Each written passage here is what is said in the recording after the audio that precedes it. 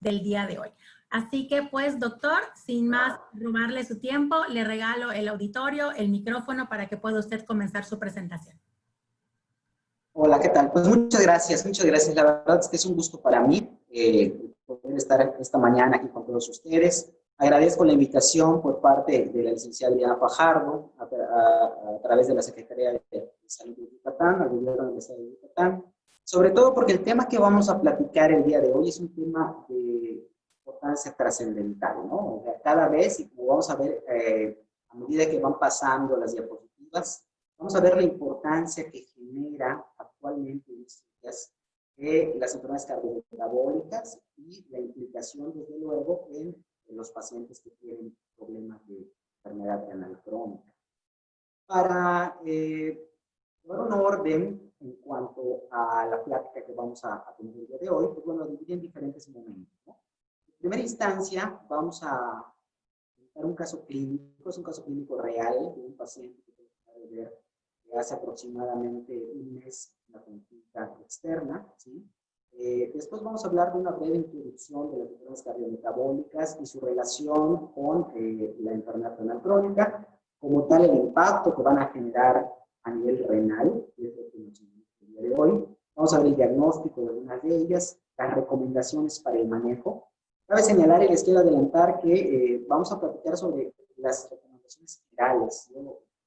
Con la licenciada Fajardo, platicábamos que realmente el hablar del tratamiento de cada una de estas enfermedades es motivo de una sesión individual, ¿no? Sin embargo, vamos a tratar de dar los lineamientos básicos para poder manejar estas enfermedades de una manera muy general, ¿no? Al final vamos a tener algunas conclusiones y después vamos a abrir un espacio para preguntas y respuestas.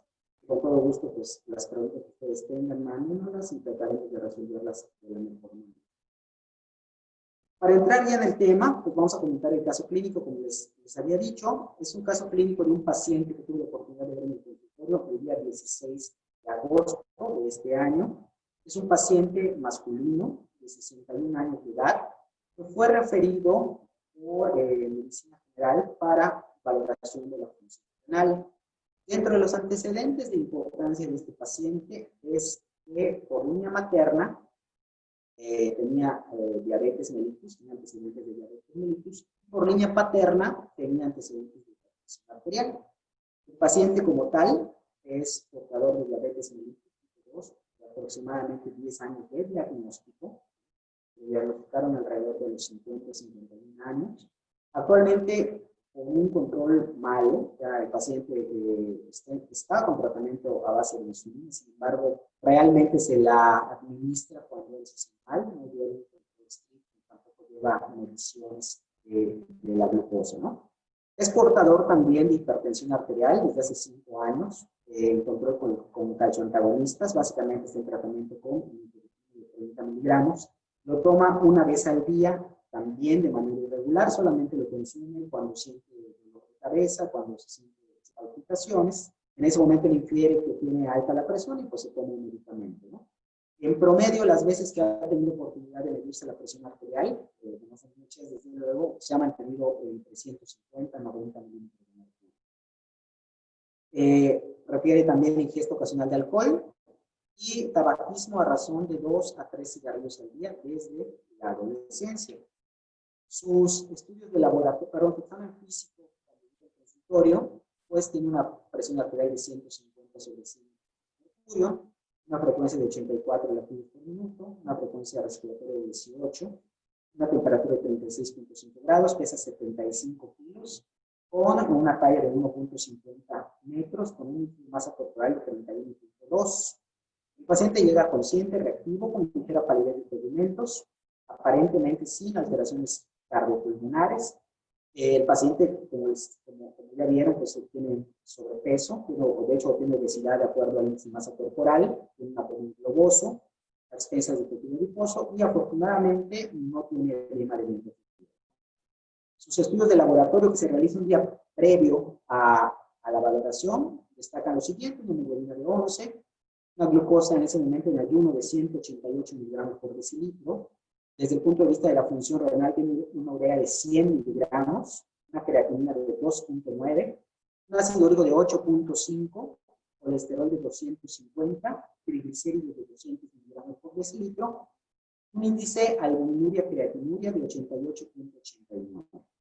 En ese momento, el día 16 de agosto, le hicimos una valoración, una estimación del índice de filtrado glomerular, en el cual el paciente tenía 28.1 mililitros por 1.73 metros cuadrados de espacio. Hasta aquí, todo esto es básicamente, o es la gran generalidad de los pacientes que la consulta, ¿no? Ustedes se dan cuenta, el paciente es diabético, es hipertenso, no tan bien controlado, y tiene algunos aspectos que podemos ver en sus laboratorios que nos llaman mucho la atención. Vamos a dejar hasta aquí el caso clínico, vamos a desarrollar el tema, y ya al final vamos a ver qué hicimos con este paciente, cuáles fueron los resultados del manejo que se le dio a este paciente. Ya después vamos a recordar algunos pasos o algunos datos importantes de este caso. Vamos a entrar de lleno al tema, ¿no? De manera de introducción, vamos a platicar y vamos a hacernos esta pregunta, realmente, ¿cuál es la evolución que está teniendo la humanidad, ¿no? Desafortunadamente, debido al estilo de vida, a los cambios de estilo de vida, debido también a la misma sobrevida que actualmente las personas tienen, debido a los cambios en los hábitos nutricionales, pues desafortunadamente vemos cómo muchos de los pacientes o muchas de las personas hasta este momento, pues obviamente empiezan a ganar peso, a diferencia de lo que sucedía en épocas anteriores, ¿no? Aquí tenemos una imagen de una película ya antigua de Disney, en la cual podemos ver cómo se imaginan el futuro en el mundo, ¿no? Con las personas sentadas en un carrito, con una pantalla virtual, consumiendo bebidas y alimentos calóricos. Y pues bueno, eso es lo que tenemos, lo que debemos tratar de evitar que suceda, ¿no? Aquí también llama la atención cómo en los años 90, pues la televisión que nosotros conocemos o conocimos, un cinescopio amplio, ¿sí? Las personas tendían a ser más delgadas, y actualmente ya tenemos televisores de pantalla plana, pero a diferencia de esto, muchos de nosotros tenemos ya cierto grado de sobrepeso, ¿no? Entonces se ha invertido esa relación con respecto a la tecnología. Y esto no es algo nuevo, esto ya tiene muchos años en los cuales, desde el punto de vista mediático, también se ha tratado de hacer énfasis en realizar algunos cambios en la conducta, ¿sí? Con respecto a la obesidad, ¿sí? Con respecto a la hipertensión y con respecto a la diabetes, ¿no? Sobre todo haciendo énfasis en la gran importancia de la obesidad infantil. Desde luego sabemos que México tiene uno de los principales lugares, ocupa uno de los primeros lugares en obesidad en general y en obesidad infantil con mucho más razón, ¿no? De tal manera que esto lleva ya un tiempo en el cual se ha venido haciendo evidente esta preocupación por parte de todos los sectores que componen el sector salud. Desde el punto de vista renal, también hay una preocupación bastante seria, porque como vamos a ver más adelante, los padecimientos renales asociados a este tipo de condiciones se han incrementado de una manera exponencial en los últimos años. Y pues por eso, desde hace algunos años se lleva a cabo el Día Mundial del Riñón. Seguramente algunos de ustedes han escuchado de él. Seguramente muchos de nosotros hemos participado en algún evento, en alguna plática, en el cual se hace mención al Día Mundial del Riñón, que se conmemora el segundo jueves del mes de marzo de cada año, ¿no? Y dentro de los diferentes tópicos que se tocan, tratando de hacer énfasis en la prevención de enfermedades renales, pues le ha tocado también el hecho de tratar de prevenir el daño renal asociado a la diabetes, y también el daño cardiovascular asociado a la enfermedad renal. De tal manera que, como podemos ver, esto no es algo nuevo, existe una gran preocupación de todos los personajes del sector salud, y pues bueno, se han tratado de hacer campañas que desafortunadamente de una u otra manera no han tenido a lo mejor el impacto que nosotros necesitamos para ayudar a los pacientes que tienen problemas. Y es que la relación que existe entre estas patologías realmente es muy compleja, ¿no? Sabemos que la diabetes y la hipertensión son las dos primeras causas de daño renal, no solamente a nivel de nuestra ciudad, de nuestro estado, de nuestro país, sino a nivel mundial. La diabetes y la hipertensión son las dos principales causas de falla renal. Y muy de cerca también, con una algo asociado al medio ambiente, la obesidad, ¿no? Sabemos que también la obesidad puede condicionar hipertensión, la hipertensión también, la diabetes puede condicionar hipertensión, de tal manera que esta relación que se va dando entre estas patologías llega a ser demasiado compleja. Y tenemos de una u otra manera que tratar de, pues de encontrar el punto medio y el punto de equilibrio para que los pacientes no desarrollen a largo plazo enfermedad renal crónica. Este es un mapa muy interesante que habla sobre la diabetes mellitus. Esta imagen fue publicada en el Atlas de Diabetes del año 2007, en el cual se hace una estimación de la cantidad de pacientes portadores de diabetes 2007 y la estimación hacia 2025, el número de pacientes que iban a ser portadores de diabetes mellitus. Y podemos ver de una manera muy preocupante cómo en cerca de 20 años la cantidad o el porcentaje de pacientes portadores a nivel mundial de diabetes mellitus se prevé que se incremente hasta un 54%. Nosotros nos centramos un poquito en América del Norte, que es donde está el país. Vemos cómo la estimación es que incremente aproximadamente un 40-45% la cantidad de pacientes diabéticos. Y hay otras regiones en el mundo en las cuales este incremento pues, pareciera ser que va a ser más notable, como por ejemplo en Sudamérica, en el cual se prevé que hay un incremento hasta del 102% de pacientes con diabetes. En África también, sí, en Europa, desde luego al parecer sería menor el incremento. Sin embargo, algo que sí tenemos que dejar en claro es que el incremento no se detiene. Esta enfermedad está incrementándose de una manera sumamente preocupante con el paso de los años. Y es importante que nosotros hagamos conciencia de que la diabetes no es solo azúcar, no es solo glucosa, ¿no? Sino que la diabetes como tal tiene una implicación a nivel sistémico muy importante, ya que puede producir alteraciones a nivel visuales, como la retinopatía diabética, a nivel renal, desde luego causando una retinopatía diabética, a nivel del sistema nervioso periférico, con la neuropatía diabética. ¿Cuántas veces hemos escuchado a esos pacientes diabéticos que llegan a la consulta refiriendo dolores a nivel de miembros inferiores, calambres, etc.? Obviamente también el paciente diabético tiene de otro tipo de condiciones como la depresión, enfermedad cardiovascular, ¿sí? Que puede condicionar eventos vasculares cerebrales y enfermedad vascular periférica. Y esto también, cuántas veces no hemos visto pacientes que llegan con nosotros por el paciente diabético, la necrosis diabética, ¿no? De tal manera que si nosotros sumamos todas estas complicaciones que podemos tener una mortalidad bastante alta de padecimientos asociados a la diabetes. Un 65% de mortalidad asociado a las complicaciones de diabetes. Cuando hablamos nosotros de alteraciones a nivel de la función renal y hablamos de un paciente que necesita una terapia sustitutiva de la función renal por complicaciones asociadas a la diabetes, realmente lo que estamos viendo es solamente la punta del iceberg. Realmente tenemos esos pacientes son solo los que son visibles en este momento. Sin embargo, la mitad del iceberg, que es una parte bastante amplia, son pacientes que ya tienen cierto daño renal, pero que aún no es suficiente como para dar manifestaciones clínicas. Todavía así, la parte más baja o la base del iceberg, que es el más amplio, está compuesto por sujetos que tienen los factores de riesgo para desarrollar diabetes mellitus y por lo tanto en un futuro van a pasar a ingresar la punta del iceberg. Entonces, esto es muy importante. Desafortunadamente todavía es un de cuidados o de checarnos de manera rutinaria, ¿no? Vamos al médico cuando nos sentimos mal, pero muchas de las veces no tenemos esa costumbre de hacernos, o no mucha gente tiene costumbre de hacerse estudios cada determinado tiempo para poder detectar alguna normalidad de manera temprana y poder darle tratamiento.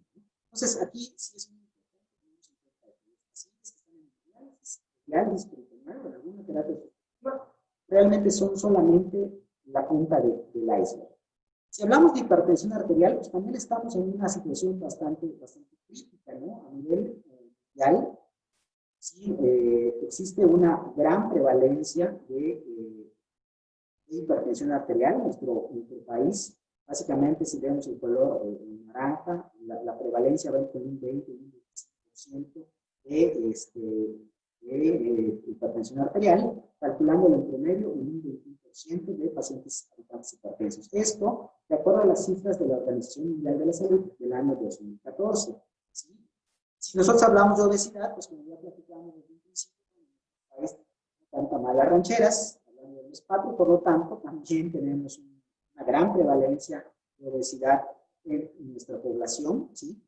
Junto con Estados Unidos, en los cuales vamos muy de la mano, ¿no? Entonces, si recapitulamos y vemos y recordamos las tres gráficas, pues obviamente pareciera ser que el panorama no es muy alentador con respecto a todas estas condiciones que a mediano y a largo plazo van a desencadenar una epidemia de enfermedad renal crónica. Exactamente, si nos centramos en México, ¿qué podemos encontrar? Bueno, tenemos algunos datos de la Encuesta Nacional de Salud, de las Encuestas Nacionales de Salud del año 2006, del año 2012 y del año 2016, las cuales podemos ver cómo el incremento de la prevalencia de diabetes en México ha sido importante, ¿no? De 7.2% en el 2006 al 9.4% en el 2016, predominando más en las mujeres que en los hombres. Si nosotros también asociamos la diabetes con la obesidad en nuestro país, más del 90% de los pacientes que son portadores de diabetes mellitus se relacionan con sobrepeso y con obesidad, lo cual también es bastante revelador para nosotros. Si hablamos de mortalidad, también juega un papel importante. La diabetes mellitus ocupa el segundo lugar en mortalidad en nuestro país, con un 15.4% de todas las muertes. Sin embargo, hay que tomar en cuenta que dentro de las cardíacas seguramente también habrán padecimientos o cardiopatía isquémica que se asocia a complicaciones de la diabetes mellitus. Así que muy probablemente esta prevalencia de mortalidad de complicaciones de la diabetes se incrementaría un poquito más si nosotros pudiéramos separar poquito a poquito los pacientes con enfermedades cardíacas que esas complicaciones cardíacas desde luego sean asociadas a la diabetes mellitus. Y pues bueno, aquí sí es muy importante ver el incremento significativo que hemos tenido en padecimientos asociados a la diabetes. En 1980 eran aproximadamente 14,000 y en el 2016 pasamos a 105,000 defunciones directamente asociadas a la diabetes. ¿Cuál? Como podemos ver en la gráfica, es un crecimiento bastante serio y bastante preocupante para nosotros. Y esto tomando en cuenta que es en el año 2016. ¿Cómo nosotros evaluamos qué es lo que sucede a nivel renal? ¿Cuál es el daño que causan estas patologías a nivel renal? Bueno, desafortunadamente... Doctor, disculpe sí, que yo le interrumpa. ¿Será que pueda acercarse un poquito más a su micrófono? sí, claro, sí, claro que sí. Ándale. Muchísimas gracias, doctor. No, Gracias. ¿cuál es el impacto? Cualquier cosita me avisan si no se escucha bien y con mucho gusto subo un poquito la voz. Sí, gracias, doctor. ¿Cuál es el impacto de la enfermedad renal crónica? Bueno, la incidencia de la enfermedad renal crónica terminal ha incrementado de manera dramática en las últimas décadas, ¿no? De tal manera que actualmente tanto los gastos a nivel institucional, a nivel privado, ¿sí? Las defunciones asociadas a enfermedad renal crónica también se van incrementando de manera sustancial. La diabetes mellitus y la hipertensión arterial son las principales causas de esta, y también la obesidad juega un papel muy importante en el deterioro de la función renal en este grupo de pacientes. Aquí podemos ver una gráfica en la cual vemos los porcentajes en los cuales la diabetes y la hipertensión causan enfermedad renal crónica en el mundo. Como podemos ver, y ya dijimos, aproximadamente el 70% de los pacientes portadores de enfermedad renal crónica, pues son secundarios tanto a la diabetes como a la hipertensión arterial. El 18% es causado por algunas otras anormalidades, como por ejemplo enfermedades autoinmunes, infecciones urinarias, alteraciones de las vías urinarias, etc. ¿sí? Enfermedades glomerulares, otro 7%, y enfermedad renal poliquística, hasta el 1.6%. Si nosotros hablamos sobre los pacientes que requieren terapia sustitutiva y la causa de esta falla renal sea secundaria de la diabetes mellitus, podemos ver cómo a nivel Latinoamérica, en México, ¿sí? En nuestro país, el 50% de los pacientes que están en diálisis peritoneal o hemodiálisis, la causa por la cual requirieron este tipo de tratamientos fue secundaria a nefropatía diabética, ¿sí? Como consecuencia, como complicación de la diabetes mellitus. Aquí vemos unas gráficas, vamos a tratar de explicarlas. En esta gráfica de Kaplan y Meyer vemos dos grupos de pacientes, ¿no? Aquí se evalúa o se dio seguimiento durante 8 años y se calculó el porcentaje de sobrevida de dos grupos de pacientes. Pacientes que tenían algún grado de enfermedad renal crónica, especialmente pacientes con enfermedad renal 3, 4 y 5, y pacientes de la población general que no tenían antecedentes de enfermedad renal crónica. Podemos ver cómo la sobrevida de los pacientes en general, de la población general sin diabetes mellitus, pues obviamente tuvieron mejor sobrevida que los pacientes que tenían enfermedad renal crónica asociada a nefropatía diabética, disminuyendo de manera muy importante la sobrevida en este seguimiento de 8 años. Si nosotros comparamos la población general con respecto a las edades y también la comparamos con las enfermedades o con la enfermedad renal crónica y las diferentes terapias sustitutivas, podemos ver cómo los pacientes mayores de 70 años con enfermedad renal crónica tienen una mortalidad mucho más alta que los pacientes que, por ejemplo, tienen 70 años, pero que no son portadores de enfermedad renal crónica. Obviamente, a medida que los pacientes también ingresan a una terapia sustitutiva, la mortalidad va incrementando y esto es asociado a diferentes factores. Por ejemplo, el mismo uso de la diálisis, procesos inflamatorios, procesos infecciosos y algunas otras situaciones que se van dando con el paso de las terapias sustitutivas. ¿Cómo vamos a interpretar nosotros? ¿Cómo vamos a conocer cuál es el daño que causa la diabetes a nivel propiamente del riñón? Bueno, existen dos teorías. La verdad es que son teorías bastante complejas, bastante amplias de explicar. Vamos a tratar de resumirlo y hacerlo de una manera amigable para que se entienda de manera general, ¿no? Tenemos dos teorías, la teoría metabólica y la teoría hemodinámica. Vamos a partir del hecho de que los riñones obviamente tienen, así como a nivel sistémico, tenemos una presión arterial, a nivel intrarrenal, también tenemos cierta presión arterial o presión intraglomerular. De tal manera que estos cambios hemodinámicos que se van a dar, estos cambios en las presiones, ¿sí? Alteraciones del sistema renina-angiotensina-aldosterona, presencia de endoteliina, además de las alteraciones metabólicas por la presencia de hiperglucemia, por la presencia de los productos finales de glucosilación avanzada, por las alteraciones y la desviación de la glucosa hacia la vía de los polioles, más algunas especies reactivas de oxígeno, van a permitir que a nivel intracelular se regulen algunos genes de transcripción que van a dar como resultado la expresión de factores de crecimiento y de citocinas inflamatorias.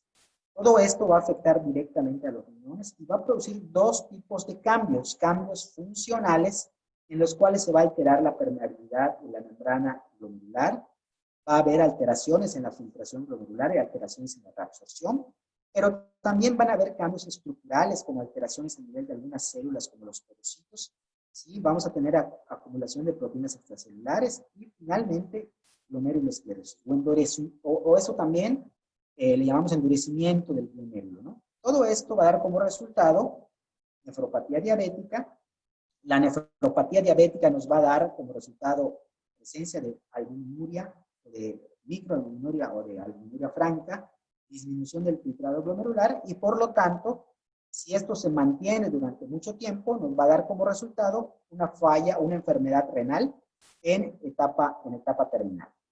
Aquí podemos ver lo que platicábamos. Esto es el glomérulo, ¿sí? Nosotros tenemos aproximadamente 1 millón de glomérulos en cada uno de los riñones, 1 millón de nefronas y obviamente 1 millón de glomérulos. Y aquí podemos ver la estructura general del glomérulo. Podemos ver la arteriola aferente, la arteriola eferente, la cápsula de Bowman, ¿sí?, que es lo que envuelve prácticamente el glomérulo. Podemos ver lo que son los capilares glomerulares. Aquí adentro vemos que tienen eritrocitos. Aquí podemos ver también lo que son las células endoteliales, estas que se ven naranjitas. Podemos ver la membrana basal, que no se alcanza a ver muy bien, es una rayita verde que vemos aquí muy pegadita a las células endoteliales, y por fuera las células epiteliales que se encuentran en azul, o también llamadas podocitos. Lo que da consistencia y unión a todos estos capilares glomerulares se conoce como células mesangiales, y esas células mesangiales producen una matriz, es una matriz mesangial que podemos ver en morado, lo cual es como una especie de gelatina que es rica en ciertas proteínas y que de una u otra manera van a dar soporte al glomérulo. ¿Qué pasa cuando una persona empieza a tener daño asociado a la diabetes? Bueno, empezamos a tener alteraciones tanto estructurales como hemodinámicas, como ya dijimos, y por lo tanto podemos ver que de primera instancia hay un incremento en las células mesangiales. Por lo tanto, hay un incremento en la matriz mesangial. Esto es uno de los primeros cambios que empezamos a notar. Segundo, tenemos un engrosamiento de la membrana basal glomerular, que aquí sí podemos ver claramente cómo se ve verde, ¿no? En el glomérulo normal, la membrana basal está muy delgadita y por lo tanto no es fácil de verla. Y en tercer lugar, empezamos a tener también alteraciones a nivel de las células epiteliales y empezamos a ver cómo los podocitos se van fusionando e inclusive se van perdiendo, se van denudando las células de los podocitos. De tal manera que en un momento dado podemos tener todos estos cambios a nivel del glomérulo que van a dar como resultado las manifestaciones clínicas que vamos a encontrar en los pacientes que tienen. Estos cambios obviamente se van dando de manera paulatina. No es que de un día a otro tengamos un glomérulo normal y después tengamos un glomérulo severamente dañado, ¿no? Desde luego que estos cambios son cambios que se ven desde el punto de vista histológico, no los podemos ver a simple vista, tenemos que muchas de las veces hacer una biopsia renal o se ven a través de biopsias renales, ya que una biopsia renal como tal no está indicada en el paciente nefrópata, pero con nefropatía diabética, pero sí hay muchos estudios en los cuales se han realizado biopsias y se ha demostrado esta serie de cambios que tenemos en los pacientes con nefropatía diabética. Y aquí en esta pequeña diapositiva podemos ver cuáles son o cómo se van dando los cambios, ¿sí?, a medida que va avanzando la enfermedad. Existen clasificaciones para determinar estos cambios morfológicos y estos cambios anatómicos que se van dando en el glomérulo. Se divide en 5 etapas y ojo, no hay que confundir estos cambios asociados a la diabetes con las 5 etapas de la enfermedad renal crónica. Aquí hablamos de la evolución que va teniendo la diabetes conforme va pasando el tiempo. Vamos a ir hablando de los cambios que presenta el glomérulo con respecto al tiempo, ¿no? En el estadio 1 empezamos a ver un engrosamiento de la membrana basal. Esto inicia aproximadamente a los 5 años del diagnóstico de la diabetes. Generalmente no tenemos afectaciones todavía de la función renal como tal o del filtrado glomerular. No tenemos presencia de proteínas en la orina, no tenemos hipertensión y muy probablemente lo que sí podríamos ver es que el riñón está ligeramente incrementado de tamaño. Esto lo conocemos, bueno, si nosotros hacemos un cálculo del filtrado glomerular, lo conocemos como hiperfiltración, lo cual hace que el riñón incremente su tamaño. Muchas de las veces nos encontramos con este tipo de pacientes y es muy común. Yo sé que esta plática está dirigida principalmente a personal de salud. Y seguramente si hay médicos en el auditorio, podemos recordar a algún paciente que llega con nosotros con 5 o 6 años de diabetes, pero con una creatinina de 0.4, 0.3, inclusive nos llama mucho la atención porque está por debajo de lo que generalmente nosotros buscamos de creatinina en los pacientes. Y muchas de las veces puede pasar desapercibido tomando en cuenta y diciéndole al paciente, ¿sabes qué? Mira, tu funcionamiento renal está muy bien, está filtrando muy bien tu riñón. Sin embargo, muchas de las veces ese es el primer dato que nosotros tenemos que tomar en cuenta para determinar que hay alguna alteración en la función renal, ¿sí? La hiperfiltración. De tal manera que al haber un incremento en la función del riñón, obviamente la urea y la creatinina tienden a estar un poquito más bajas Y podemos ver, si hacemos un ultrasonido, un incremento en el tamaño renal. Eso viene siendo algunos de los primeros cambios fisiológicos y funcionales que vemos en el riñón.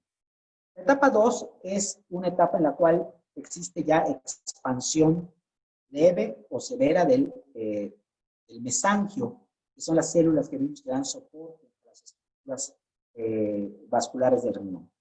Más o menos esto empieza 2 años después del engrosamiento de la membrana basal. Empieza a haber un crecimiento de estas células, un crecimiento de la matriz mesangial. Sin embargo, en este momento, todavía no tenemos cambios significativos en el funcionamiento renal. El filtrado glomerular prácticamente se mantiene y no tenemos síntomas clínicos, no tenemos clínica de ninguna enfermedad hasta ese momento, ¿no?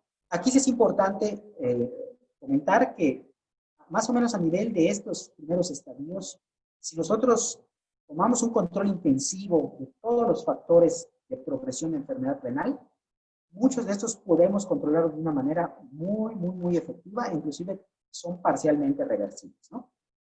El problema empieza a partir del estadio 3, con la esclerosis nodular. Ahí ya pasaron del inicio de la diabetes entre 5 y 10 años.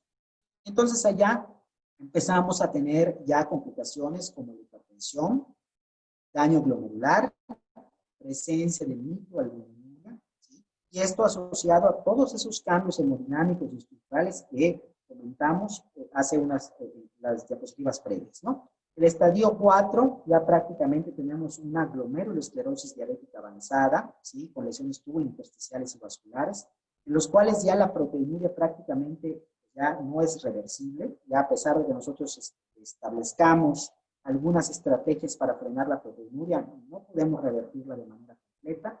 Ya hay una hipertensión bastante presente, ¿no? Ya es un poco difícil también controlarla, y muchas de las veces el filtrado glomerular ya está por debajo de 60 mililitros. Y el estadio 5, en el que prácticamente ya hay una esclerosis glomerular, y que los cambios que nosotros vamos a ver, pues es prácticamente ya un paciente con una enfermedad renal crónica, en estadio terminal, con un filtrado glomerular de menos de 15 mililitros. De tal manera que todos estos cambios que platicamos estructurales que tienen que ver con los años del diagnóstico de diabetes, los podemos ver reflejados más o menos en esta gráfica, ¿no? Como podemos ver aquí, en el eje de las X, vemos los años del diagnóstico de diabetes, y aquí podemos ver la filtración glomerular, ¿no? De tal manera que podemos ver que al principio el filtrado glomerular se mantiene estable.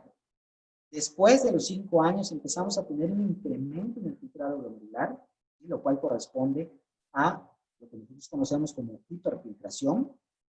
Entre los 10 y 15 años esta hiperfiltración empieza a decaer y el filtrado glomerular empieza a disminuir hasta aproximadamente los 20 a 30 años, en los cuales ya tenemos complicaciones muy severas de la nefropatía diabética, y por lo tanto ya el paciente muchas de las veces sí es candidato a una terapia sustitutiva de la función renal. Con respecto a la microalbuminuria, podemos ver cómo al inicio es prácticamente nula, ¿sí? A medida de los 5 a los 6, 7 años se empieza a ser presente hasta los 10 años. Después de ahí tiene un incremento bastante importante hasta ser una proteinuria franca, que en ocasiones puede llegar a rangos nefróticos. Hablamos de proteínas de más de 3.5 gramos en 24 horas. Y finalmente, ya en los estadios finales, la proteinuria disminuye, obviamente, porque ya tenemos un daño renal bastante establecido, ya muy bien establecido. Aquí podemos ver también un pequeño resumen en los cuales vemos todas esas etapas que ya platicamos, solamente que en este resumen, aquí en la gráfica previa vemos la funcionalidad. En cambio aquí vemos y ya combinamos tanto la función renal como los cambios estructurales a nivel renal.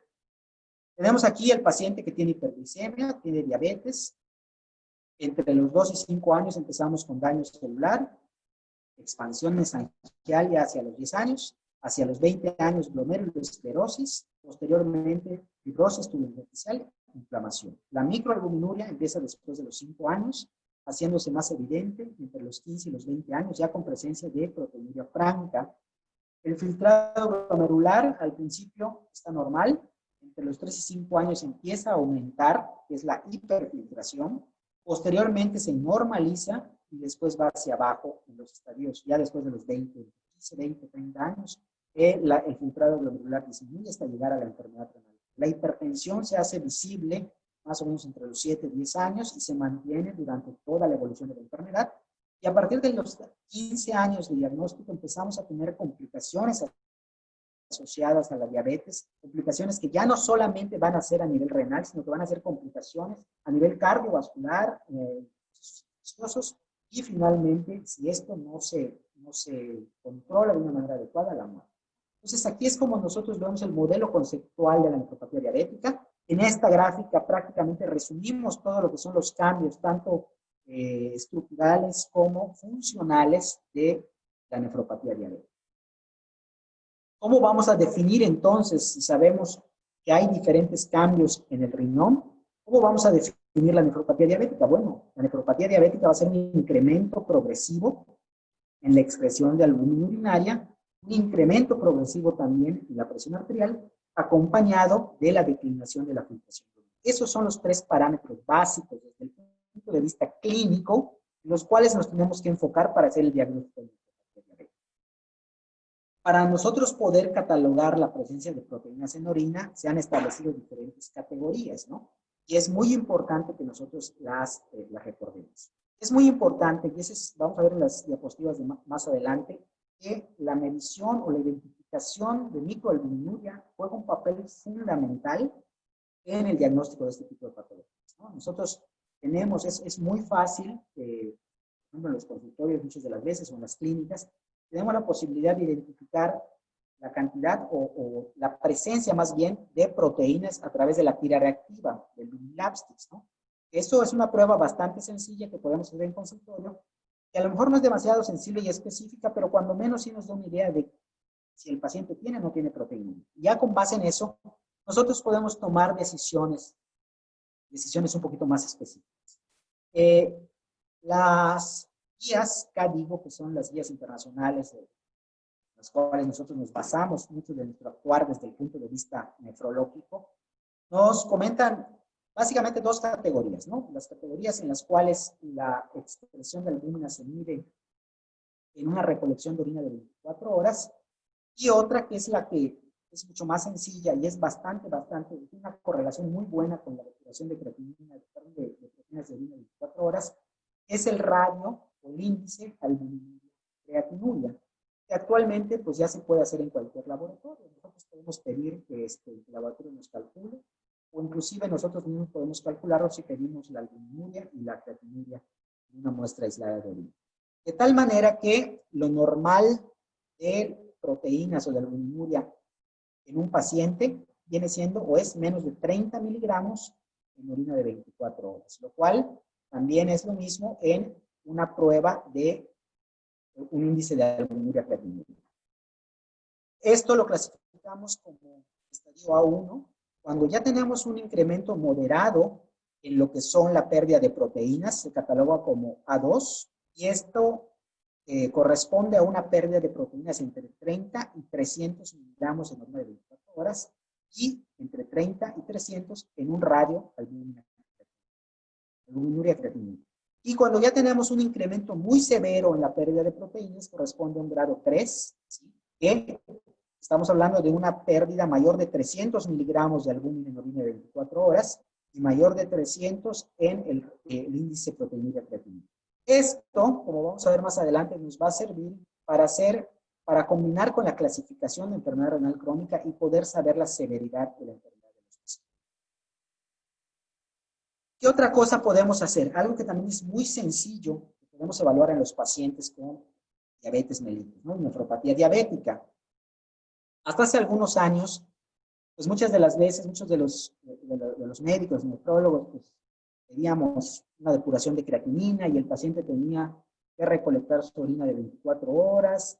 Esto, obviamente, con el riesgo de que no se recolectara al 100% la orina, con el riesgo de que se perdiera orina en el laboratorio, con el riesgo de que hubieran contaminaciones, etcétera, ¿no? Teníamos mucho riesgo. Además, era muy complicado el poder establecer si realmente la depuración en un niño era la misma que en un paciente pediátrico, una mujer embarazada, en una persona que tomaba proteicos, etcétera, ¿no? Tenía muchas complicaciones y no siempre era exacta. En la actualidad, la mayor parte de nosotros pues, contamos con un teléfono inteligente, ¿no? O tenemos acceso a Internet y podemos a través de diferentes fórmulas, de una manera muy sencilla, poder estimar la filtración glomerular de nuestros pacientes.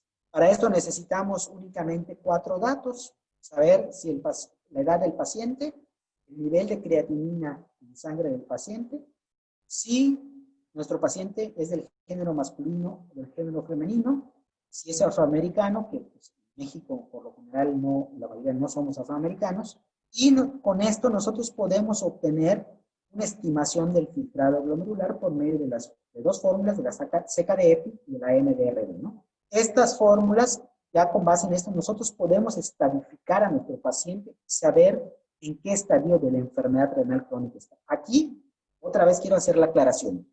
Cuando hablamos de estadio de la enfermedad renal crónica, no nos estamos refiriendo a la clasificación que vimos de 5 etapas de la nefropatía diabética. Nos estamos enfocando en el porcentaje de funcionamiento renal, por decirlo de alguna manera, y es lo que decimos de manera coloquial, ¿no? Tenemos un filtrado glomerular de tanto que nos habla de qué también están funcionando los riñones. Y de acuerdo a la clasificación de la KDIGO, pues entonces podemos tener 2 parámetros, ¿no? Por un lado, podemos clasificar al paciente de acuerdo a su filtración glomerular. Esto lo podemos hacer basándonos en la fórmula, en las fórmulas que tenemos disponibles, y podemos clasificar también al paciente de acuerdo a la cantidad de proteinuria, ¿no? De tal manera que podemos clasificarlos en esta parte en 6 etapas, de acuerdo a su filtrado glomerular, ¿sí? Y en 3 etapas de acuerdo a la cantidad de proteínas que pierde a través del orina. Y esto, si nosotros hacemos el cruce entre el filtrado glomerular y la cantidad de proteínas, pues obviamente nos va a establecer cierto riesgo del paciente, ¿no? Obviamente los pacientes que están en verde pues tienen un riesgo reducido, los pacientes en amarillo un riesgo leve, naranja riesgo moderado, y los pacientes que están en rojo pues obviamente son los pacientes que tienen más riesgo de tener complicaciones asociadas a la enfermedad renal crónica. Esta clasificación no es exclusiva para nefropatía diabética. Esta clasificación se utiliza para cualquier patología que cause una enfermedad renal crónica. ¿Por qué es importante que nosotros sepamos o que vigilemos la albuminuria en el paciente con nefropatía diabética? Porque la albuminuria es un marcador también de mortalidad. Los pacientes que tienen niveles de albúmina en orina normales tienen menor riesgo de mortalidad comparado con los pacientes que tienen mayor pérdida de proteínas en orina en seguimientos tan largos como 12 años. De tal manera que la importancia es fundamental. ¿Por qué? Porque de una u otra manera el detectar albuminuria en el paciente con nefropatía diabética nos puede dar la pauta para establecer terapias, estrategias terapéuticas que van a disminuir la albuminuria en orina y por lo tanto pueden disminuir el riesgo de mortalidad en estos pacientes.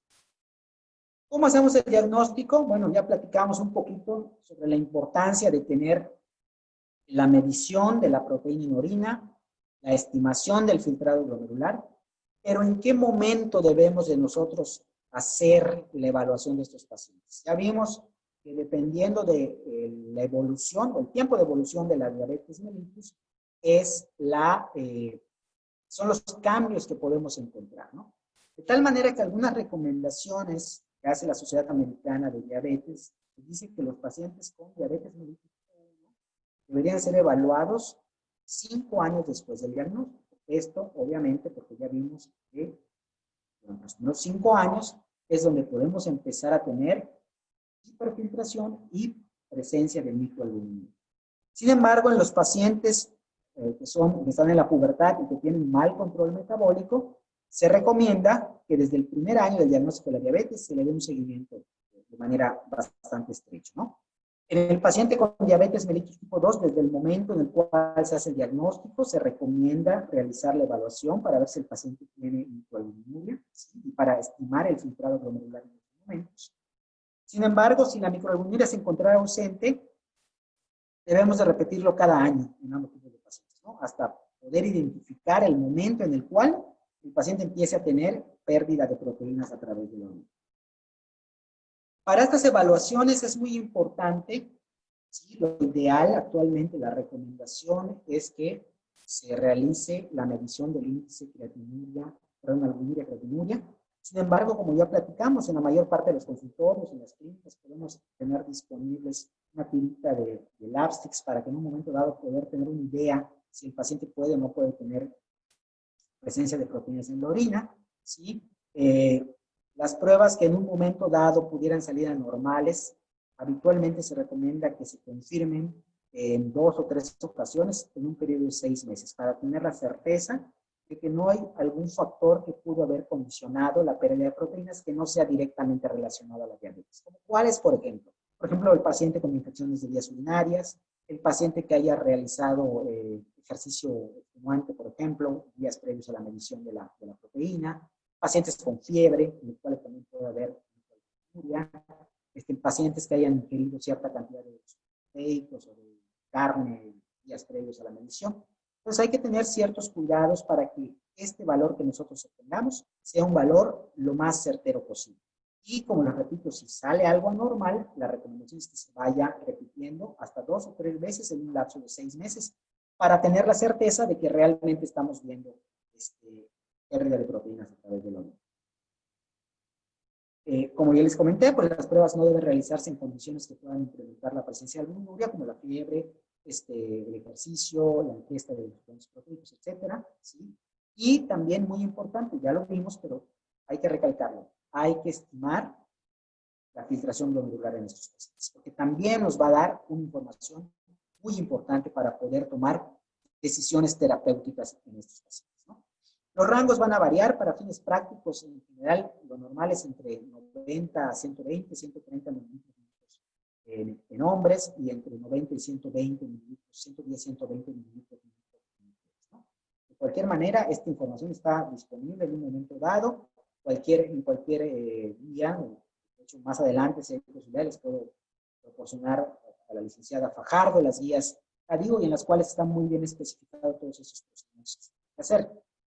A manera de resumen, ¿no?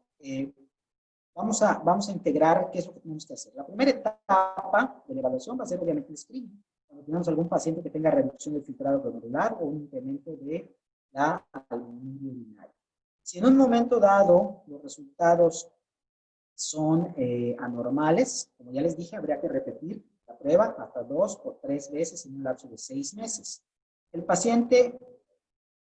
si las pruebas resultan negativas, salen bien, pues obviamente hay una evidencia insuficiente de nefropatía diabética y lo que vamos a hacer es continuar el monitoreo anual de estos pacientes, ¿no? O sea, si descartamos que realmente exista proteinuria, pues podemos seguir con el monitoreo anual del paciente. Si confirmamos que hay alguna alteración asociada a la proteinuria, pues bueno, tenemos que ver si el paciente es diabético, es tipo 1 o es tipo 2. Si el paciente es diabético tipo 1, debemos preguntarnos, ¿la duración de la diabetes es mayor de 5 años? Si es sí, es muy probable que tengamos albuminuria ya confirmada y tenemos que evaluar también fondo de ojo para encontrar retinopatía. Si tiene albuminuria, si tiene retinopatía, obviamente el paciente ya tiene nefropatía diabética. Si es paciente con diabetes mellitus, tiene más de 5 años de diagnóstico.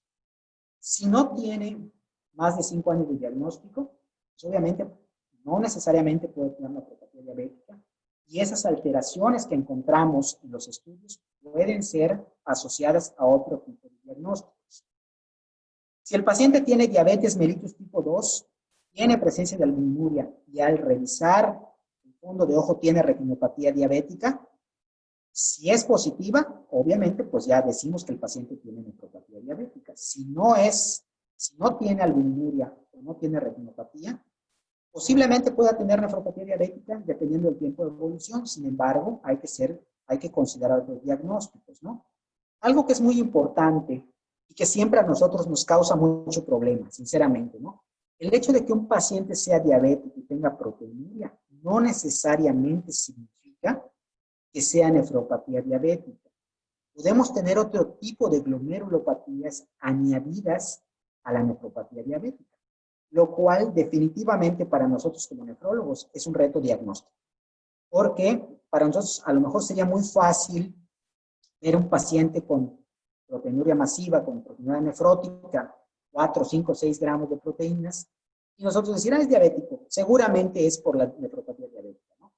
Sin embargo, si nosotros notamos alguna otra alteración en el examen general de orina o en los laboratorios, estamos obligados a investigar sobre algunas otras glomerulopatías que pudieran asociarse a la nefropatía diabética, ¿no? O sea, un paciente con nefropatía diabética puede tener cualquier otro tipo de glomerulopatías o de padecimientos que involucren las partes más pequeñas del riñón, no necesariamente ser nefropatía diabética, ¿no? Y ese es un gran reto diagnóstico, sinceramente, para nosotros.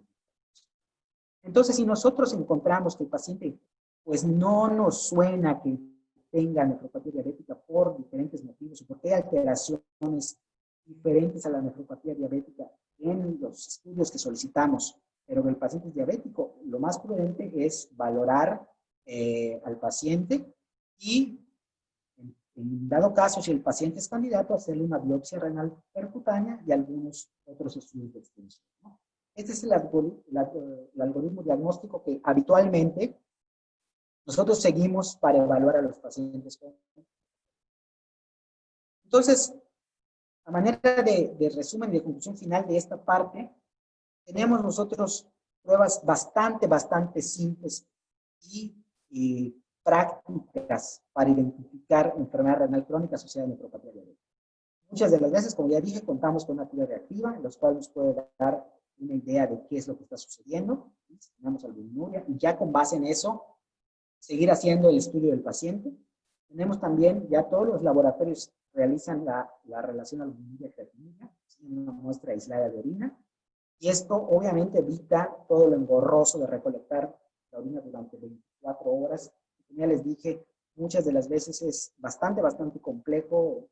Nuestras actividades diarias a lo mejor no nos permiten hacerlo más que un fin de semana y a veces se pierde la orina, se tira, a veces salimos el fin de semana y hay cierta porción de orina que se escapa. Entonces, con la relación o el índice albuminuria-creatinuria, con eso, en una sola muestra, podemos tener una idea que correlaciona muy bien con la proteinuria de 24 horas. Y la estimación del filtrado glomerular, que ahorita, como yo les decía, pues cada vez, yo creo que prácticamente todos los que nos dedicamos a cuestiones de salud, pues tenemos a la mano internet o teléfonos inteligentes en los cuales se pueden descargar aplicaciones. Y con esas aplicaciones nosotros podemos poner los datos que nos piden, que es la edad, el género, la raza y la creatinina, y en menos de un minuto tenemos la estimación del filtrado glomerular. Entonces, no deberíamos tener pretexto para dejar pasar este tipo de situaciones en los pacientes.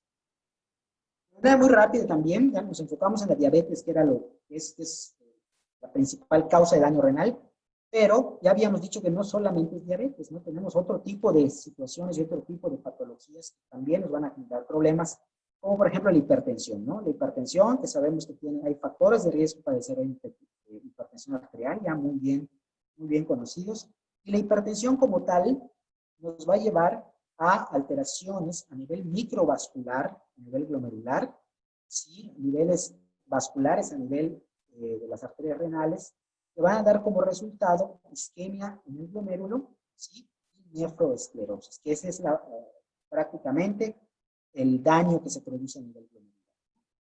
También está muy bien descrito, ¿no? Y esto, hay mucha evidencia aquí, sería imposible describir toda la evidencia que existe con respecto a la relación entre la presión arterial y la declinación de la función renal. De tal manera que en esta gráfica podemos ver cómo el filtrado glomerular disminuye a medida que la presión arterial media incrementa, con una P de 0.05, ¿sí? De tal manera que a mayor presión arterial media, menor filtración glomerular, ¿no? Y esto está muy bien ya demostrado. También tenemos otros estudios efectivamente, en los cuales a medida de que la hipertensión se va haciendo más severa, la incidencia de enfermedad renal crónica pues va incrementando dependiendo de los años de seguimiento. Y pues aquí vemos, en este estudio se hizo un seguimiento de 18 años y obviamente los pacientes que tenían hipertensión más grave, pues eran los pacientes que desarrollaban mayor porcentaje de daño renal, ¿no? De tal manera que este estudio midió dos géneros, tanto en hombres como en mujeres, y pues aquí yo creo que no hay mucho que discutir, ¿no? A mayor hipertensión, mayor incidencia de enfermedad renal crónica, tanto en hombres como en mujeres. Y este estudio fue un estudio bastante grande, fueron cerca de 100,000 pacientes, y por lo tanto el valor estadístico pues es bastante bueno, ¿no? ¿Qué pasa con la obesidad? Ya habíamos dicho que la obesidad también juega un papel importante. ¿Qué cambios presenta la obesidad en el riñón? Bueno, hay cambios estructurales, cambios hemodinámicos, cambios patológicos, etcétera, ¿no? Estructurales, hay un incremento en el tamaño y en el peso renal, hay expansión de la cápsula Bowman, proliferación celular dentro del glomérulo, ¿sí? Que también se da en la diabetes, expansión de la matriz mesangial, de tal manera que todos estos cambios son muy parecidos o algunos comparten similitudes con la nefropatía diabética, también van a tener un impacto negativo en la función renal. Entonces, como ya platicamos, son 3 diferentes patologías que de una u otra manera van a impactar de una manera muy importante en lo que es la función renal. Aquí vemos algunos de los mecanismos fisiopatológicos de la obesidad y daño renal, en los cuales van a haber activaciones de diferentes sistemas de señalización, ¿sí? El eje renina-angiotensina aldosterona, actividad del sistema nervioso simpático. Esto va a dar como resultado, al final, daño renal asociado a esclerosis del glomérulo, ¿no? Y algo que también es muy importante es la compresión que se produce por los riñones asociados a la presencia de obesidad a nivel visceral, ¿no? Y esto también desencadena toda esta serie de cambios fisiopatológicos. Obviamente, a medida que el índice de masa corporal incrementa, una de las consecuencias que también se han visto es que la presencia de albúmina va a incrementar. Aquí vemos en esta gráfica en negro pacientes del género masculino, en gris pacientes del género femenino, y vemos que los pacientes que tienen menos de 25 de índice de masa corporal, el porcentaje de prevalencia de microalbuminuria es mucho menor que en los pacientes que tienen más de 30 de índice de masa corporal. Por lo tanto, sí hay una relación bastante buena entre lo que es la presencia de obesidad y el incremento en la pérdida de proteínas a través del órgano. Ahora bien, como yo les había dicho, sería muy tardado describir todo el tratamiento que se tiene que dar a este grupo de pacientes, ¿no? Estamos hablando que muchos de estos pacientes tienen las patologías en sí coexisten en ellos. La mayor parte de los pacientes, y nosotros recordamos el caso clínico que planteamos al principio, es un paciente que tiene más de 25 de índice de masa corporal, tiene diabetes descontrolada, tiene hipertensión descontrolada, entre otras cosas. Entonces, hay una serie de ajustes que tenemos que hacer y hay mucha evidencia científica sobre los que han salido para el control de la diabetes, para el control para retardar la progresión de la enfermedad renal crónica, ¿sí? Sin embargo, vamos a centrarnos básicamente en conceptos básicos y en recomendaciones generales de las diferentes asociaciones a nivel mundial, ¿no? Y esto tiene que ver con diferentes aspectos. Bueno, hay muchas guías, prácticamente todos los países o varios países tienen guías diferentes, ¿no? Sin embargo, estas son las 4 guías que son como las más importantes para recomendaciones con respecto a los pacientes con enfermedad renal crónica y diabetes mellitus, ¿no? Las guías KDIGO de nefrología, las guías de la Asociación Americana de Diabetes, las guías europeas y las guías inglesas, ¿no? ¿Qué nos recomiendan? Bueno, sabemos que gran parte de estos cambios hemodinámicos que se van a dar a nivel glomerular son asociados al sodio, a la retención de sodio. También sabemos que el sodio, al retenerse, incrementa la presión arterial, puede también generar edema y por lo tanto existen recomendaciones de disminuir la ingesta de sodio en la dieta. Acá dice menos de 2 gramos al día. La ADA dice menos de 2.3 gramos al día, ¿sí? Para fines prácticos, yo consideraría que sean menos de 2 gramos al día si es posible. Las guías europeas y las guías inglesas pues no hacen alguna recomendación al respecto. Con respecto a la actividad física, también es importante, ¿sí?, que el paciente realice, todas las guías coinciden, más de 150 minutos al día, perdón, a la semana de ejercicio, ¿no? Algunas de intensidad moderada, otras recomiendan ejercicio aeróbico y de resistencia, ¿sí? Pero en lo que todas las guías coinciden es que nosotros debemos de recomendar al paciente al menos realizar 150 minutos de ejercicio al día de una intensidad leve a moderada. Importante también la disminución del peso. La mayor parte de las guías recomiendan mantener el índice de masa corporal por debajo de 25. ¿Sí? Las guías CADIGO inclusive recomiendan entre 20 y 25, las guías europeas por debajo de 25, las guías de la Sociedad Americana de Diabetes también menor a 25, y las guías inglesas también hay que bajarlo a menos de 25. Con respecto al tabaquismo, ¿sí?, la CADIGO dice que recomienda suspender el tabaquismo. Las guías europeas dicen que es obligatorio suspender el tabaquismo. Las guías americanas dicen que hay que informarle al paciente sobre los efectos negativos que el tabaco puede tener a nivel renal. Y las guías inglesas recomiendan también suspender el tabaquismo, ¿no? De tal manera que esta parte básicamente es con respecto a los cambios del estilo de vida del paciente. Disminuir ingesta de sodio, realizar ejercicio a más de 150 minutos a la semana, disminuir peso, inclusive mantenerlo por debajo de 25 de índice de masa corporal, y suspender el tabaquismo si es que en un momento dado el paciente, ¿no?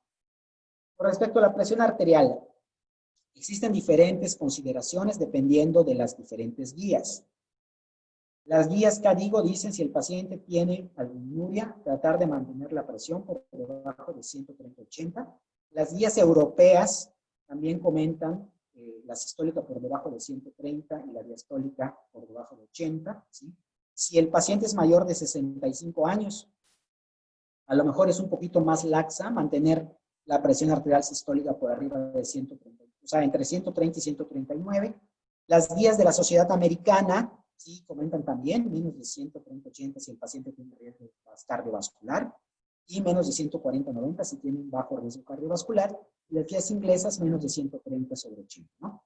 Para fines prácticos, a lo mejor yo recomendaría, ¿sí?, si el paciente tiene albuminuria, mantener la presión arterial por debajo de 130-80 minutos, ¿no? Para tratar de hacer un consenso entre las 4 guías más importantes.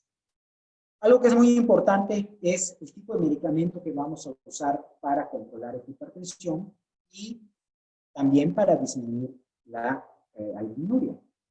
Como todos sabemos, los medicamentos de primera línea son los que involucran el eje renina-angiotensina-aldosterona, que son los YECAS, los ARAS prácticamente, y en menor medida también los antagonistas de la aldosterona, como la espironolactona. Entonces, es importante, las CADIGO recomiendan que a todos los pacientes con albuminuria iniciar una terapia con YECAS o ARAS. Los pacientes de la Sociedad Europea, la primera línea de antihipertensivos, recomiendan que sean YECAS o ARAS, especialmente si existe albuminuria o hipertrofia del ventrículo izquierdo. La Sociedad Americana de la Diabetes también recomienda como primera línea de antihipertensivos YECAS o ARAS, y la Sociedad Inglesa también, YECAS o ARAS como tratamiento de primera línea para hipertensivo. Con respecto a la hemoglobina glucosilada y el control de la glucemia, los CADIGO recomiendan menos de 7% de hemoglobina glucosilada. Para fines prácticos, las guías europeas recomiendan menos de 7%. Y si el paciente está en estadios iniciales y son pacientes jóvenes, menos de 6%. Son un poquito más laxas en los pacientes ya ancianos, a menos de 8%, ¿no? La Sociedad Americana también dice que menos de 7% para la mayor parte de los pacientes. Si hay riesgo de hipoglicemias, bajo riesgo de hipoglicemias, menos de 6.5%, y si no tiene riesgo alto de hipoglicemias, menos de 8%. También la Sociedad Inglesa, menos de 7% de hemoglobina glucosilada. O sea, para fines prácticos, pareciera ser que el común denominador es menos de 7% de hemoglobina glucosilada para mantener un control adecuado de los pacientes con enfermedad renal crónica y nefropatía. El manejo de los lípidos también es muy importante, es un factor de progresión de enfermedad renal, como vamos a ver un poquito más adelante, ya en las conclusiones. Y las KDIGO recomiendan terapia con estatinas como primera línea, pravastatina, atorvastatina, simvastatina. La Sociedad Europea también, terapia de primera línea con estatinas. La Asociación Americana de la Diabetes también, y también la Sociedad Inglesa. Y los criterios de referencia al nefrólogo, pues prácticamente las tres que hacen alguna recomendación con respecto a esto, recomiendan enviar al nefrólogo cuando el paciente se encuentra en el estadio 4 de la enfermedad renal crónica, o cuando tenga algún diagnóstico incierto de nefropatía diabética, que hay alteraciones, pero que no se consideren completamente culpables de la nefropatía diabética, sino que se sospeche que tenga algún otro componente de una bronquiopatía. Cuando haya una progresión rápida de la enfermedad renal crónica, también recomienda enviar al nefrólogo, aunque el paciente no esté en estadio 4. Pero para fines prácticos, el paciente tiene tenemos muy claro el diagnóstico de nefropatía diabética, la referencia al nefrólogo se recomienda que sea en el estadio 4. Ya para concluir, vamos a retomar algunos puntos claves del primer caso clínico. Ya con lo que vimos, a lo mejor podemos entender un poquito más cuál va a ser el manejo que le dimos a este paciente. Puntos claves: es un paciente masculino de 60 años, con antecedentes familiares de diabetes y hipertensión. Él es diabético desde hace 10 años, con mal control de la diabetes. Es hipertenso de 10 años, mal control de la diabetes y en control con calcio antagonistas, como nifedipina. Fuma 2-3 cigarrillos al día. La presión arterial actual está en 150/100, tiene un índice de masa corporal de 31, o sea, ya en obesidad. Y en sus laboratorios, la glucosa en 188, la urea en 100, creatinina 2.9, ácido úrico 8.5, colesterol 250, triglicéridos 200, y el índice albuminuria-creatinuria en 88.80. El índice de filtración glomerular estimado por CKD-EPI está en 28.1 mililitros minuto por 1.73 metros cuadrados. Entonces, si nosotros revisamos la clasificación KDIGO, nosotros vamos a encontrar que nuestro paciente tiene 28 mililitros, lo cual lo sitúa en un estadio 4, con un descenso severo del filtrado glomerular, y con respecto al índice proteinuria, albuminuria, se encuentra en un A2, lo cual lo pone en un riesgo alto. Estamos en semáforo rojo con este paciente. ¿Qué es lo que se hizo con este paciente? A grosso modo, nosotros dimos un poco de consejo nutricional, también fue referido a un servicio de nutrición, porque es muy importante que nosotros entendamos como médicos que no somos podólogos, ¿no? Nosotros tenemos algunos conocimientos en algunas áreas específicas valga la redundancia del conocimiento, pero siempre vamos a necesitar apoyo, ¿no? Entonces, para nosotros los nefrólogos, al menos, es muy importante el apoyo de una nutrióloga, porque básicamente ellas o ellos son los que de una u otra manera pueden establecer ciertas estrategias alimenticias con el paciente que no les fastidien. Algo que es muy común en el paciente crónico es que se fastidia muy rápido los alimentos, ¿no? Muchas de las veces el paciente viene con el nefrólogo, con el internista, etcétera, y para ser sinceros, tú les dices qué es lo que no pueden comer a grosso modo, ¿no? Y muchas de las veces vemos que el paciente siente que se le acaba el mundo, porque no le podemos dar muchas de las veces esas opciones que sí los servicios de nutrición pueden darle a los pacientes, precisamente porque es la especialidad que ellos desarrollan de una manera más exacta, ¿no? Entonces, le dimos algunos consejos nutricionales generales y lo mandamos con nutrición. Le recomendamos realizar actividad física, ¿sí?, moderada. Le ajustamos su medicación hiperglucemiante. Básicamente, el paciente estaba con insulina. Básicamente, le recomendamos que se aplicara su insulina todos los días, como debería ser, ¿sí?, no solamente cuando se sintiera mal. Le iniciamos YECAS. Básicamente, le iniciamos enalapril, dosis bajas. Se le hizo énfasis en la importancia de suspender el tabaquismo como factor de daño renal. Le iniciamos alopurinol, ya ven que el ácido úrico estaba un poquito elevado. y también iniciamos estatinas por el colesterol, ¿no? El paciente acudió a consultar el día de ayer, perdón, el 16 o 17. Y lo encontramos de la siguiente manera. Presión arterial, ya con el ajuste que hicimos, 120/80. Obviamente con el ajuste de medicamentos, el ajuste nutricional y la actividad física. Previamente el paciente tenía 150/90 mililitros de mercurio. También lo pesamos, el paciente pesó 71 kilos, previamente pesaba 75 kilos, con una pérdida ponderal de 4 kilos. Para esto calculamos nuevamente su índice de masa corporal. El previo era de 31.2, el actual de 29.58. Estrictamente hablando de sobrepeso, pero ya no en obesidad. Los laboratorios que se le habían hecho el día 14 de septiembre, un mes después de la valoración del inicio del manejo, nos mostraban glucosa de 90, y se acordarán, la previa estaba en 188. La urea, que estaba en 100, me parece, está actualmente en 38.7. La creatinina, que estaba en 2.9, ahora está en 1.2.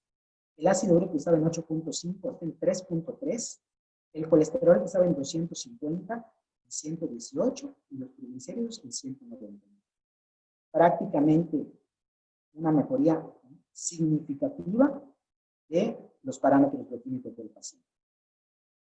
Le pedimos una albuminura-creatinuria, y de 88 que tenía bajó a 38. ¿Sí? Y su filtración glomerular estimada por CKD en esta cita, o los niveles de creatinina que el paciente tiene, fue de 64.9 mililitros. Previamente estaba en 28.9. Esto, nosotros vemos de nuevo la tabla en la cual tenemos la estadificación de la enfermedad renal crónica, ya con 64.9 mililitros de filtrado glomerular, lo sitúan en estadio 2, y con 38.8, seguimos teniendo en A2, ya muy cerca del A1, pero ya con un riesgo leve de daño renal, ¿no? Y aquí es donde, a manera de conclusión, yo quisiera decirles, si nosotros hacemos y seguimos las recomendaciones, podemos encontrar cambios significativos en los pacientes. Algo que es muy importante también, y yo se los digo a los pacientes, es la voluntad del paciente de hacer las cosas. Nosotros podemos dar las recomendaciones y dar el medicamento más nuevo y el medicamento más caro que exista, pero si el paciente no está mentalizado a la importancia de seguir el tratamiento, es difícil que logremos algo. Ya a manera de conclusión, realmente la enfermedad renal crónica asociada a enfermedades cardiometabólicas es un tema bastante complejo, bastante extenso. No es solo tratar la enfermedad renal crónica, sino que debemos de tratar de compensar o de darle tratamiento a los diferentes factores que nosotros llamamos factores de progresión de enfermedad renal crónica, como el control adecuado de la diabetes, el control adecuado de la hipertensión, la reducción de la proteinuria, el control de la hiperlipidemia, el control de la hiperuricemia, el control de la anemia. Aquí es algo que no hemos manejado mucho, porque también es un tema bastante extenso la anemia en enfermedad renal crónica, pero bueno, en este paciente en este momento no consideramos la necesidad de darle medicamentos para incrementar el nivel de hemoglobina, a pesar de que tenía 11 de hemoglobina, pero pues también tenemos que ir viendo en las citas subsecuentes si es necesario que en algún momento se dar algún hematínico o algo para mejorar su nivel de hemoglobina. El control del sobrepeso y la obesidad, porque ya vimos los daños que pueden causar. Infecciones de las vías urinarias, que es muy común en pacientes que tienen diabetes, sobre todo diabetes descontrolada, y el tabaquismo, ¿no? De tal manera que, en conclusión, tenemos que tratar de compensar todos estos factores. Ya vimos en este ejemplo que pusimos con distancia de un mes entre la primera consulta y la segunda, que podemos controlar esos factores de una manera muy eficaz si en un momento dado nosotros le ponemos énfasis a todas estas situaciones. Y pues el mensaje que yo les dejaría es que la salud renal está en nuestras manos. Nosotros tenemos todos los conocimientos y todas las herramientas que no son difíciles de realizar, realmente, como ya platicamos, el hacer o el estimar un filtrado glomerular, el valorar la presencia de albuminuria, también es relativamente sencillo. Entonces, no son estudios sumamente caros ni difíciles de conseguir los que tenemos. Entonces, nosotros podemos ayudar a nuestros pacientes, podemos darles el beneficio de estar bien durante muchos años más, y podemos retrasar la enfermedad renal crónica asociada a las enfermedades cardiometabólicas. Y pues con esto yo me despido, les agradezco mucho su atención, de nuevo agradezco mucho la invitación a esta serie de pláticas. Les dejo mis datos, como ya hicieron el favor de mencionarme por la licenciada. Yo estoy en el Hospital Faro del Mayap, en el consultorio 816, les dejo el teléfono, mi página web, mi correo electrónico, mi página de Facebook y mi página de Instagram. Y pues estoy a sus órdenes en caso de alguna duda o alguna pregunta. Muchísimas gracias, doctor, por esta capacitación, actualización tremenda que nos da de todo el tema de enfermedad renal crónica y su relación con las enfermedades cardiometabólicas. La verdad es que a todos nos hace falta recordar esta muy estrecha relación que tienen las enfermedades cardiometabólicas con la enfermedad renal. Y definitivamente, doctor, y algo que nos, bueno, en particular una servidora le llama la atención, es cuando hace usted ya todo este cuadro, ¿no?, de recomendaciones que dan las diferentes guías de tratamiento. Definitivamente los estilos de vida, ¿no?, cobran una importancia enorme, ¿no?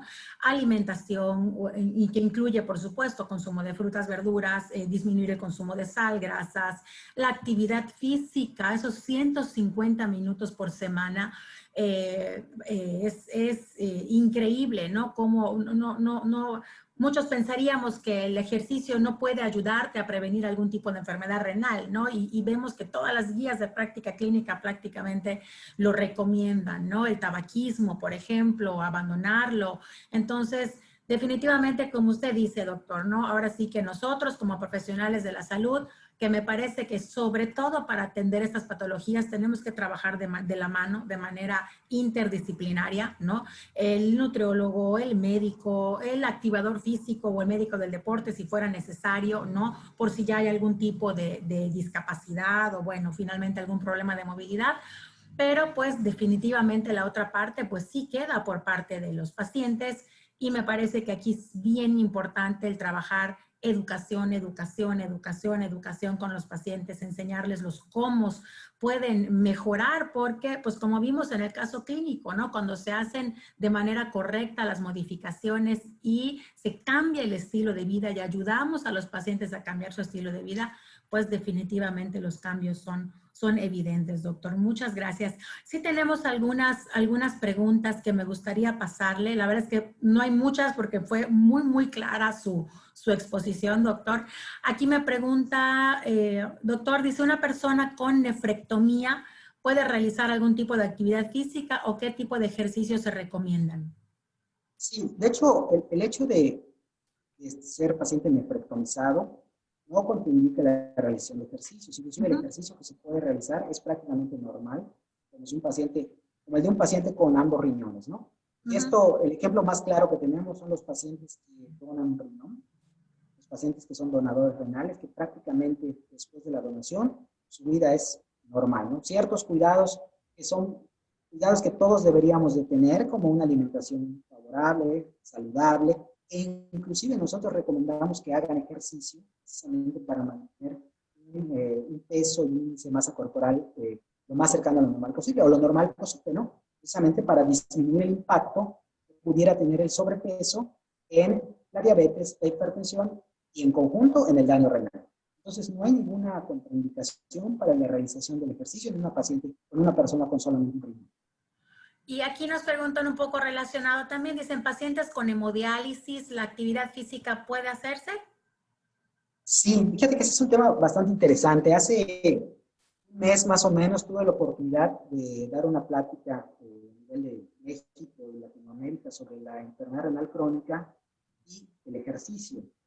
Entonces, la verdad es que hay muchas recomendaciones. De hecho, en el hospital como tal, aquí en el hospital tenemos un programa de activación física en hemodiálisis y servicio de fisioterapia. ¿Sí? Entonces, el doctor Daniel Álvarez, que es el jefe de fisioterapia, ¿sí?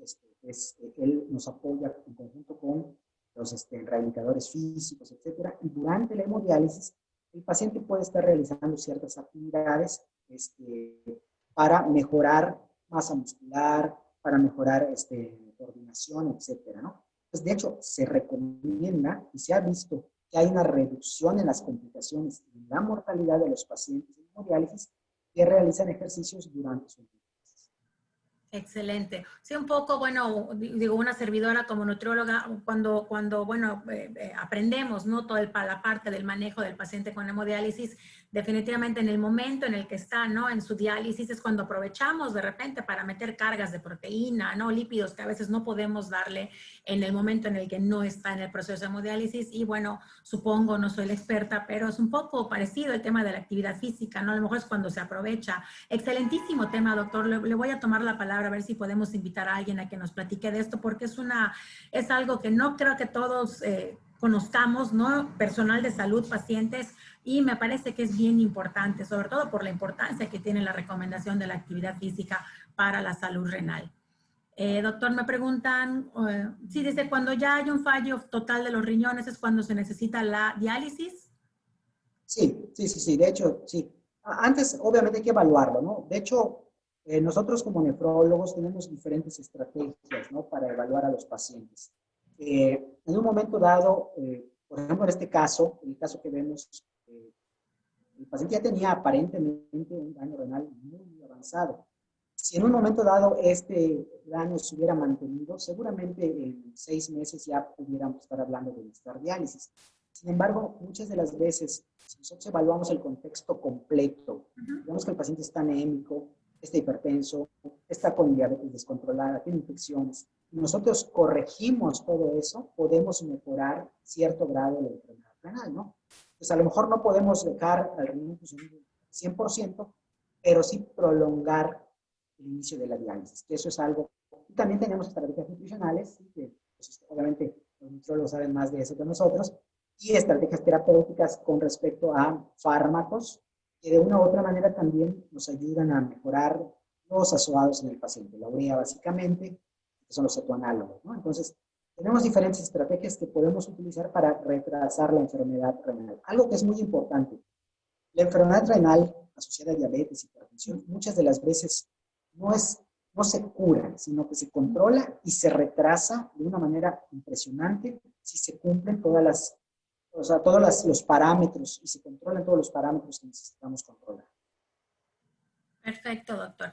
Mira, aquí nos preguntan desde Facebook, disculpe, dice doctor, paciente monorreno pediátrico con antecedentes heredofamiliares de diabetes y cardiopatías, ¿a partir de cuándo sería adecuado llevarle control renal?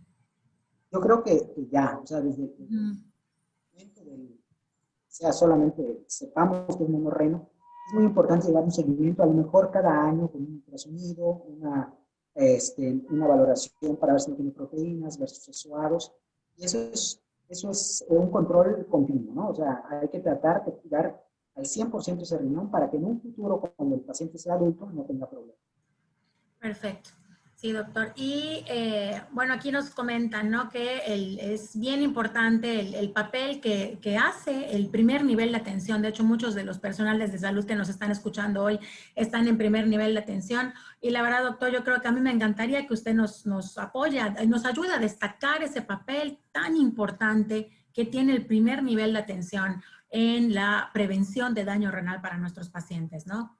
Sí, claro, definitivamente. De hecho, el paciente que tuvo la oportunidad de presentar el caso clínico fue un paciente que fue referido de atención, ¿no?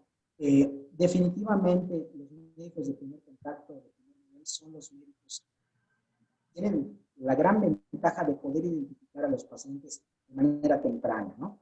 Como ya lo vimos en las guías, las recomendaciones dicen, manda al paciente cuando esté en estadio 4. A nosotros nos toca ver ya ese daño y en algún momento el paciente dejó pasar, ¿no?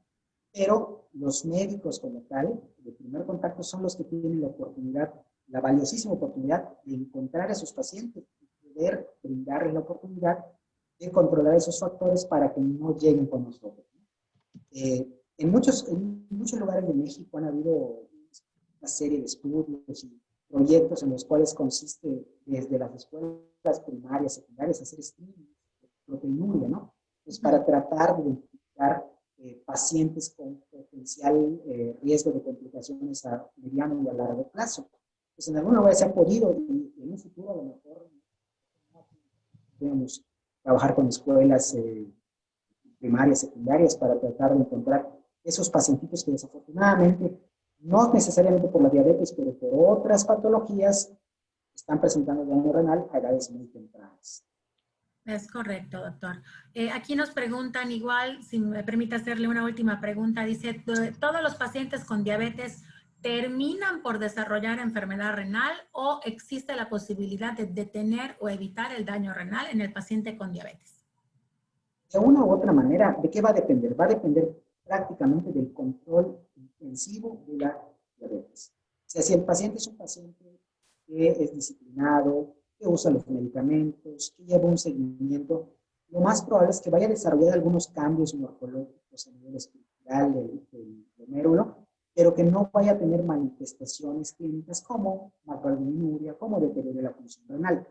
Como yo les decía hace un ratito, las enfermedades asociadas a la diabetes y hipertensión a nivel renal no se curan al 100%. Siempre vamos a tener un detallito, pero ahora sí que va a depender mucho del cuidado que tengamos, de que ese detallito se mantenga ahí leve o que avance y podamos desarrollar insuficiencia renal, necesitar diálisis.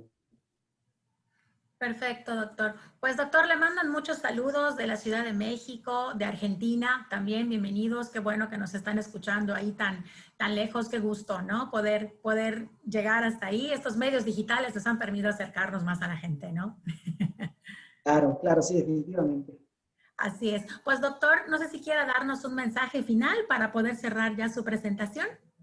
Claro. Pues miren, el mensaje que yo les daría es realmente, tenemos que poner mucho énfasis en este grupo de pacientes, ¿no? Este grupo de pacientes que cada vez va incrementando, son una oportunidad perfecta para nosotros, para poder hacer un diagnóstico temprano, identificarlos y poder evitar la progresión de la enfermedad del riñón.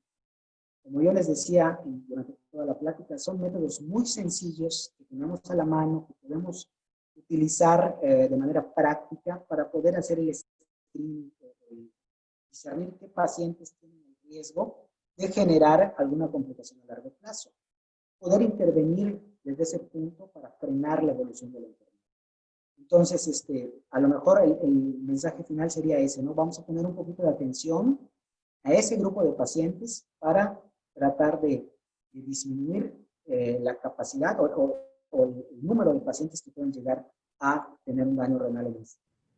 Definitivamente, doctor, la prevención, ¿no? Y para la prevención, pues es bien importante estar actualizados, capacitados, por supuesto, y pues ojalá que esta serie de webinars que estamos realizando desde el Gobierno del Estado, la Secretaría de Salud, pues definitivamente es para eso, ¿no? Para tener de alguna manera más cercana la capacitación, porque hacen falta manos, ¿no? Para poder hacer estrategias de atención, de prevención oportuna y de alguna manera, pues no nada más los profesionales de la salud tenemos que estar capacitados, sino que, bueno, de alguna manera estas plataformas nos están permitiendo también llegar a pacientes. Entonces, a veces los pacientes tampoco entienden lo que puede significar, ¿no? El tener diabetes, el sentir que a lo mejor están haciendo un poquito de chafa, pero no pasa nada, y no de alguna manera, pues, ver qué es lo que está pasando al interior de sus órganos. Entonces, si hay pacientes con diabetes que nos están escuchando, pues, definitivamente es bien importante que mantengan sus niveles en control, acérquense a sus centros de salud, a sus médicos tratantes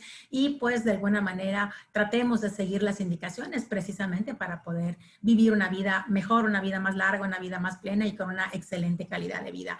Pues muchísimas gracias, doctor Juan Pablo. Ha sido un honor escucharle, escuchar su presentación. Le agradecemos en nombre del Gobierno del Estado y de la Secretaría de Salud esta mañana que nos ha dedicado. Ya les dejé en los comentarios el correo de la Dirección de Nutrición de la Secretaría de Salud. Si alguien quiere la grabación del webinar, encantados estaremos de que la puedan tener para poderla repasar o compartir también con quien ustedes consideren. Y pues de esta manera terminamos la ponencia del día de hoy. Muchísimas gracias, doctor. A todos que tengan un excelente fin de semana y nos vemos la próxima semana. Tenemos más webinars jueves y viernes, así que nos vemos la próxima semana. Muchas gracias, doctor. Excelente día. Gracias, hasta luego. Gracias.